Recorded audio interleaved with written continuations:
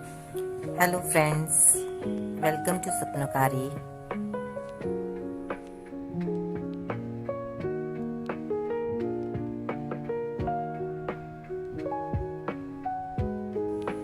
जैसे कि स्वप्नकारी में हमने अभी तक पार्ट 2 बना चुके हैं। पार्ट 1 में हमने स्केचिंग करी थी और पार्ट 2 में हमने ये 2 वाटर लाइंस बनाई थी कचनी से, जिसे हमें आधा घंटा लग गया था। सोचिए आप एक आर्टिस्ट को कितना टाइम लगता है।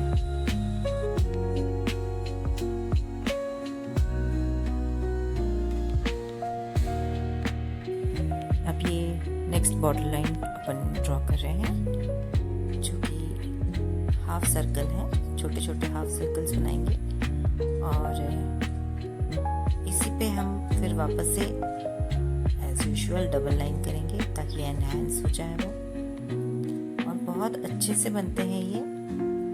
इसमें बीच में हम पूरा ब्लैक कर देंगे।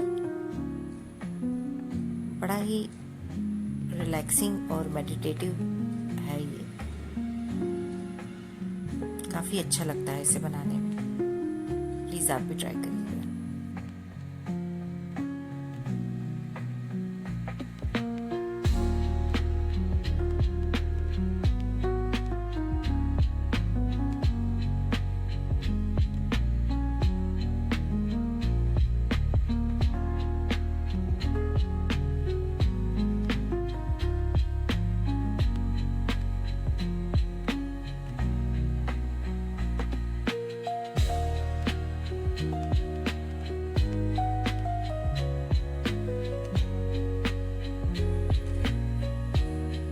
स्लो प्रोसेस है बट बहुत रिलैक्सिंग, इसको करने में बहुत मज़ा आता है।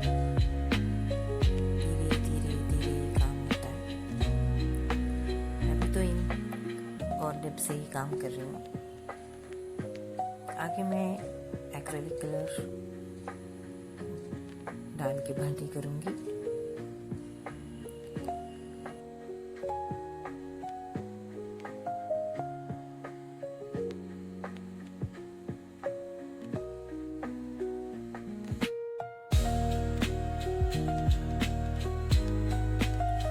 मधुबनी प्रकृति से रिलेटेड ही बनाया जाता है,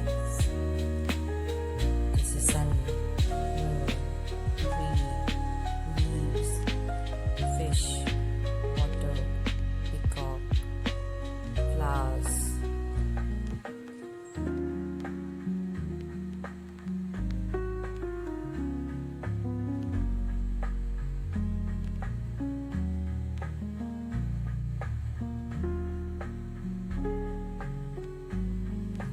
जैसे कि आप सभी जानते ही होंगे, राजा जनक ने राम सीता के विवाह के दौरान महिला कलाकारों से बनवाया था मिथिला पेंटिंग, यानी कि मधुबनी पेंटिंग।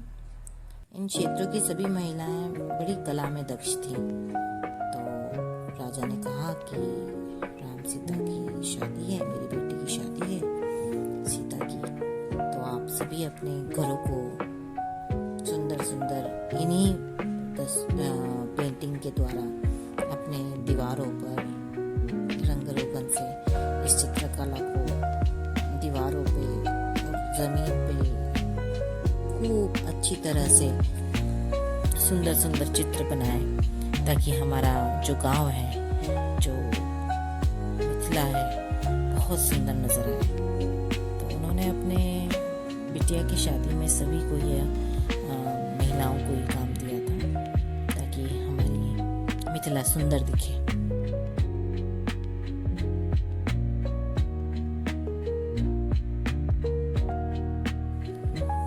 मधुबनी में ज़्यादातर काले रंगों का प्रयोग, काले रंग से ही ये ड्राइंग बनाई जाती है, मतलब जो आउटलाइन रहती है।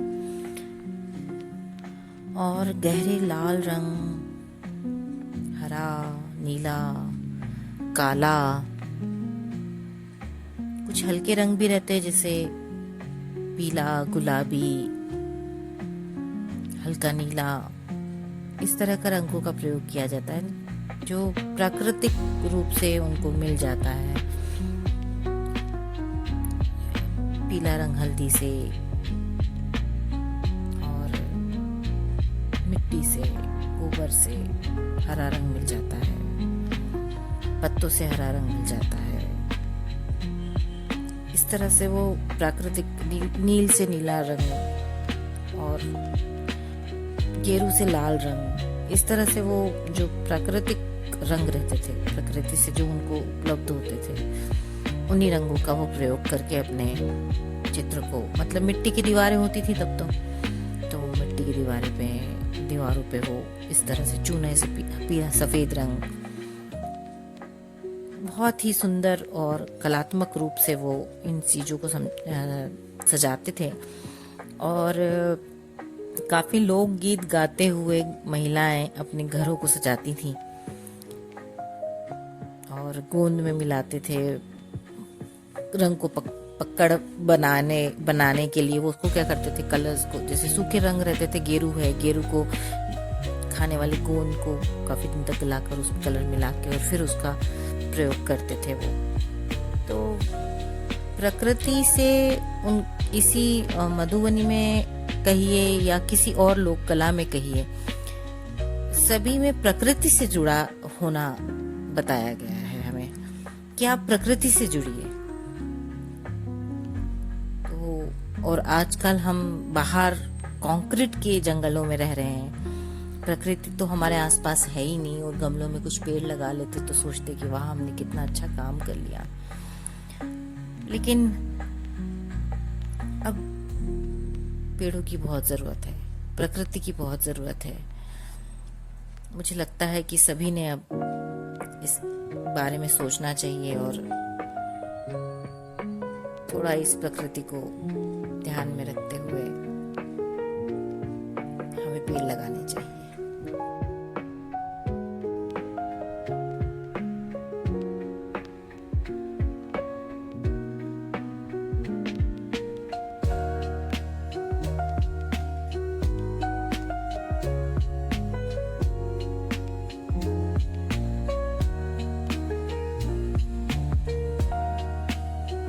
मधुबनी में जनरली ज्यादातर मतलब देवी देवताओं के चित्र बनाए जाते थे, जैसे कि माँ दुर्गा, काली, राम सीता जी का विवाह के दृश्य, उनके कई कहानियां, राधा कृष्ण जी,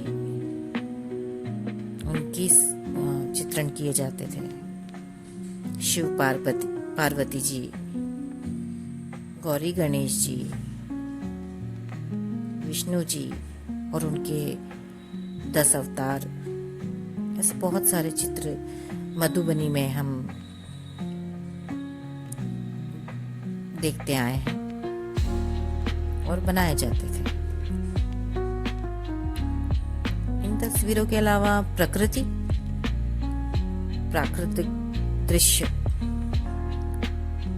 नजारे, ये पेंटिंग्स बनाई जाती थी। पशु पक्षी, वृक्ष, फूल पत्तियां, नदी, और नदी में कमल खिले हुए हैं, इस तरह से नजारे क्रिएट करते थे। मतलब पूरा प्राकृतिक ही रहता था। चिड़िया बहुत। अभी हमारा बॉर्डर कंप्लीट होने जा रहा है।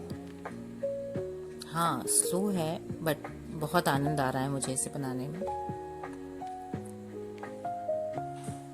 अब मैं आपको इसे कंप्लीट करके